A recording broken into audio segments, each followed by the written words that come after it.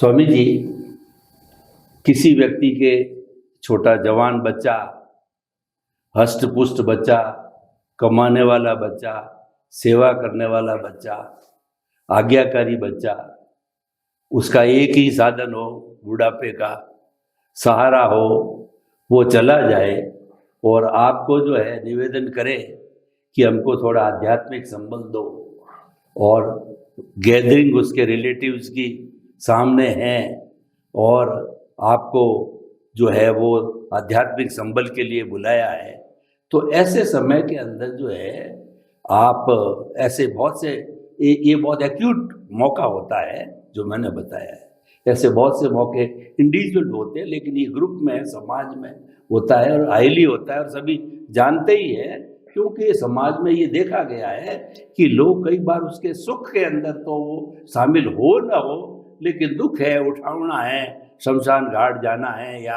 उसके अंदर अवश्य हाजिर होते हैं और भारी गैदरिंग होती है, ये सामाजिक कर्तव्य माना जाता है। तो ऐसे एक्यूट समय के अंदर जो है आप उस गैदरिंग को जो है क्या संबोधन देना चाहोगे, क्योंकि ऐसी स्थिति भी जो है वो आती है और उसमें आप लोगों को ही आमंत्रित किया जाता है, क्योंकि विज्ञान तो आपको खुला हुआ है, हर एक के पास तो खुला है नहीं।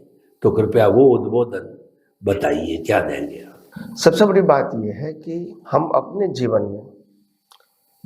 जीवन की बहुत सारी अवस्थाएं ऐसी हैं जिसका हमारे जीवन में बहुत इम्पोर्टेंट होता है, और इम्पोर्टेंट होने के नाते ऐसे संजोग में जब करवट बदल लेते हैं और पूरा संजोग ही बदल जाता है, बाह्य संजोग, तो जीवन जीने का थोड़ा दुष्कर हो जाता है, भारी बन जाता है, डिफिकल्ट हो जाता है, पजल वाला हो जाता है। ऐसा सबके जीवन में आता है। मेरे जीवन में मेरे माता पिता ही सर्वस्व है, तो पिता चले गए तो मेरे को दिक्कत आती है, माता चले गए दिक्कत आती है, पति पत्नी हो तो पत्नी या पति चले गए तो दिक्कत आती है, माँ बाप और बच्चे होते हो, युवा बच्चा चला जाता है तो भी दिक्कत आती है। ऐसे बहुत सारे प्रसंग हैं जीवन में, पर विज्ञान ये कहता है कि ऐसे संजोग हर एक जीवन में, हर एक व्यक्ति के जीवन में छोटे बड़े के रूप में आएंगे। वो बड़ी बात नहीं है। बड़ी बात यह है कि आपके जीवन में जो प्रसंग आते हैं वो प्रसंग को आप आधारित के रूप में जो देखते हैं वो करेक्ट नहीं है। आपका जिन जिन व्यक्तियों के साथ आधार है वो हिसाब के रूप में है, डिमांड के रूप में नहीं है। इसीलिए हिसाब होगा इतना ही हेल्प कर सकता है, ज्यादा नहीं कर सकता है। तो इसीलिए हमने कहा कि किसी को हेल्प करना या न करना, अपना हेल्प करे या न करे, पराया हेल्प करे या न करे, ये हो सकता है। जिंदा है या जिंदा नहीं है ये हो सकता है, मगर हिसाब के बिना जिंदा कुछ भी कर सकता नहीं, और मुर्दा तो नहीं कर सकता है, वो तो है ही। तो इसीलिए ऐसी परिस्थितियों के अंदर हम विचलित हो जाते हैं, वो करेक्ट नहीं है। आज भी हम अपने समाज में देखते हैं कि युवा पुत्र और पुत्रवधू माँ बाप को वृद्धाश्रम में लगा देते हैं। क्या करेंगे?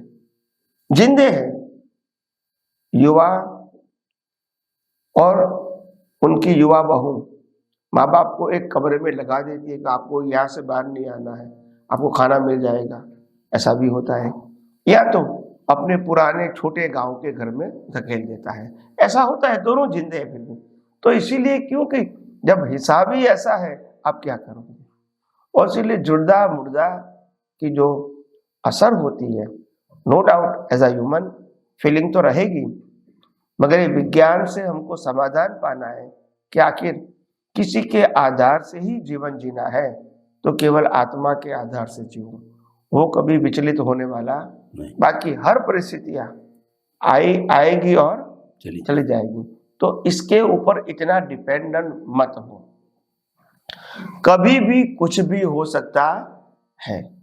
तो इसीलिए हमने कहा कि आध्यात्म विज्ञान में आगे बढ़ने के लिए हमको सभी बातों को यथार्थ समझने की जरूरत है। स्वामी जी आपका बहुत बहुत धन्यवाद।